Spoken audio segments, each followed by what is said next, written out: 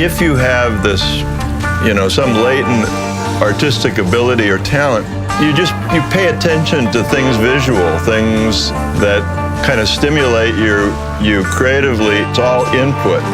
And I think most of the success of an artist is the ability to kind of consume lots of input and store it in your head, so you can then draw on that at some point in time to express things.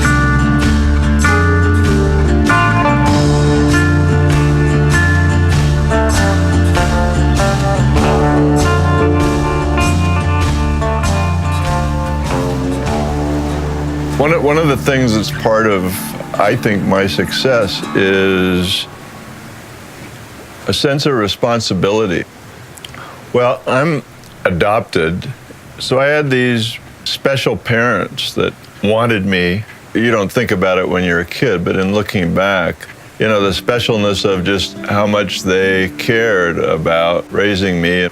My mom, she always encouraged my creativity. To the day she died, never stopped believing that her job was to make sure I remembered I'm supposed to be an artist. My dad didn't quite think that was as responsible a path for me, but my mom just never let me stop believing that I should always be trying to do something creative, do something artistic. The other piece of my growing up that I'll always be grateful for is I grew up in Southern California. I grew up in the 60s by the beach, surfing.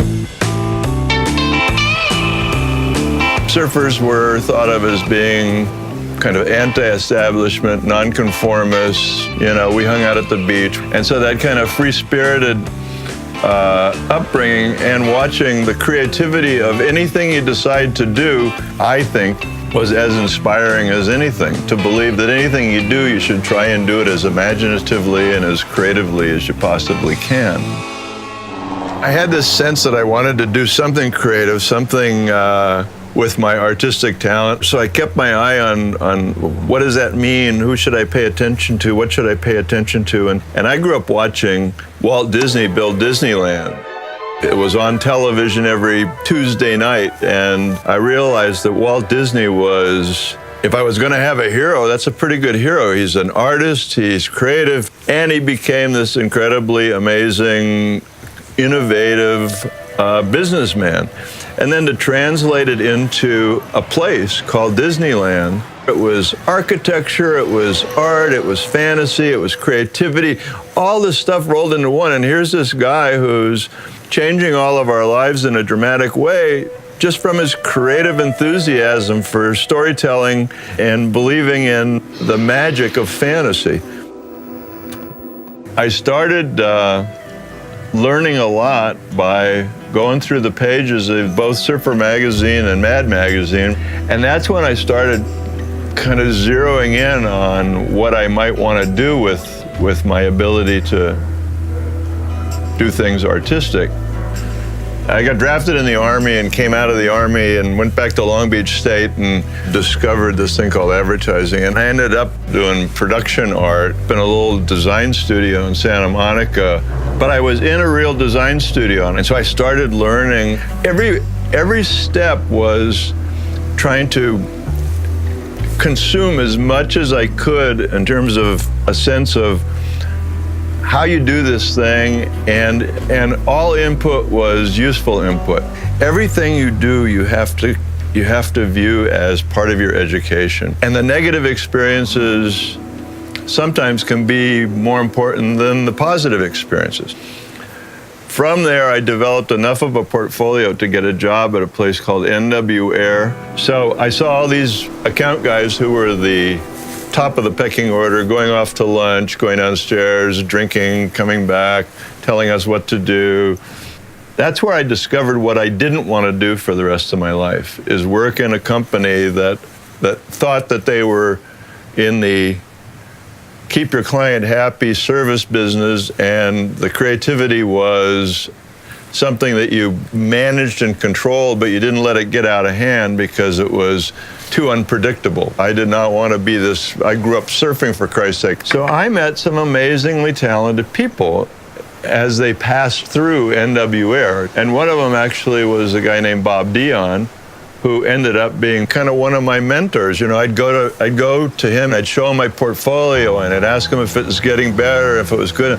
And then at a point in time, I'm watching everything that's going on in New York.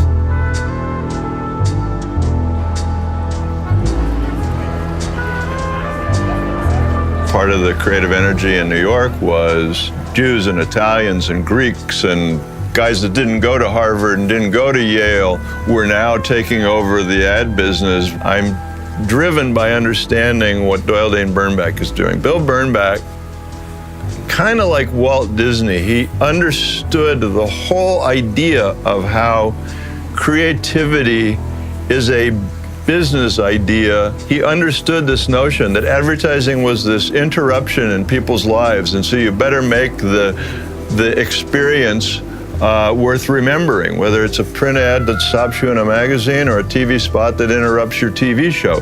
Mamma mia. He taught us all that it should be smart, funny, interesting, likable, lovable, memorable. And he encouraged every creative person he could, most of them the ones who went through his company, you know, to push the boundaries of that notion. So you watch these people go through Doyle Dane Bernbach and then leave and go form their own agency, whether it's Lois Hall and Calloway or Carl Alley, and Ammirati and Puris was born later along the way, and Mary Wells, first woman to, you know, do major advertising breakthroughs, all given permission by Bill Bernbach. And this advertising doesn't have to be stupid, advertising doesn't have to be insulting. Here's Mary Wells, you know, the first woman to kind of emerge as a leader in advertising, and she took over the marketing communications of an airline called Braniff, and she reinvented the airline. She reinvented how they painted their planes and how they dressed their stewardesses. She reinvented the films that they did and the posters that they did, the food that they served. She understood that the totality of a brand is something that we could, if we're smart enough, manage, and it's all really advertising, isn't it?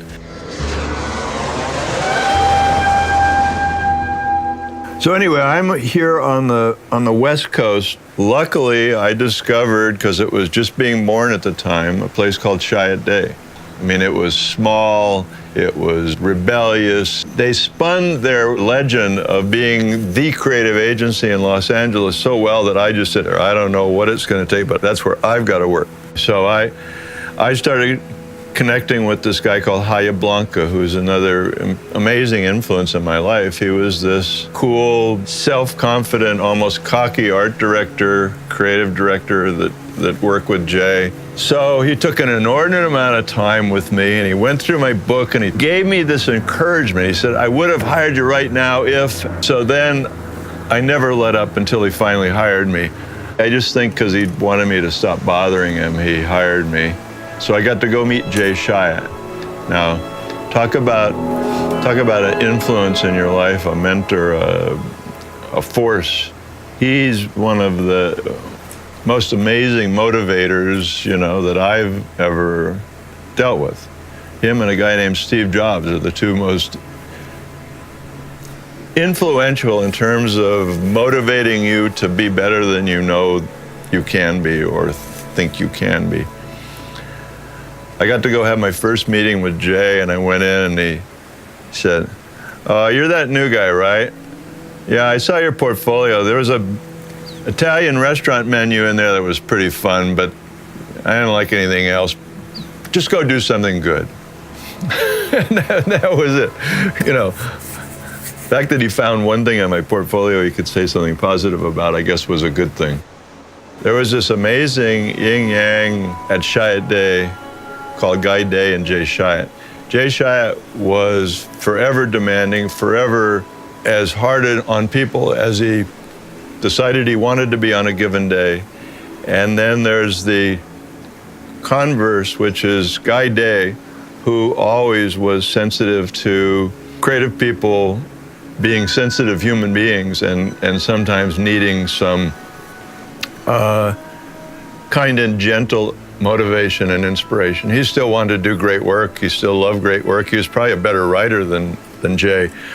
But he was, I guess you could call it good cop, bad cop, but it wasn't an act. This is who Guy really was. Jay just constantly challenged you to make it better, challenged you. We had T-shirts that said, good enough is not enough, and it kind of came out of the spirit of the way Jay looked at everything. It's not good enough, it can be better. We're trying to compete with the stuff that we see in New York. So Jay just became this lifelong motivation in terms of proving I was better than that Italian menu that he liked. Never quite letting you believe that you'd convinced him. So you had to continue to try and prove it every day.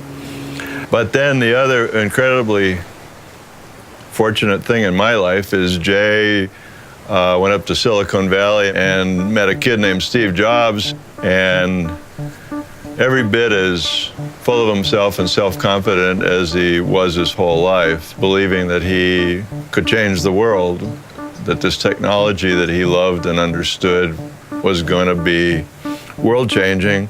I believe the reason he named Apple Apple is because he had this intuition that he was going to introduce the world to technology that was going to change their lives, and it had to be as accessible and comfortable a brand as it could possibly be to invite people in. Steve loved marketing, and I met up with him when he was just embarking on changing the world. And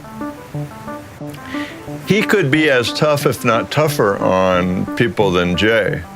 He was always demanding that it be better, always demanding that it be breakthrough, different. That looks like shit like everybody else does. He always wanted something that pushed the envelope, that was special. And for whatever reason, he and I built a long trust that I wanted to do what he wanted to do. If he believed that in your heart you cared about the same stuff he cared about, he would give over that trust. Johnny Ives got it, I got it, John Lasseter at Pixar. So I feel myself in very rare company that I got to be one of those trusted people. So what an amazing opportunity that was. Well, Steve Jobs figured out, by expressing it through the brand he built, that everything a brand does is advertising. Every gesture that is seen by the public, seen by the audience for the brand, has to add up to another piece of information that makes you decide how you feel about that brand.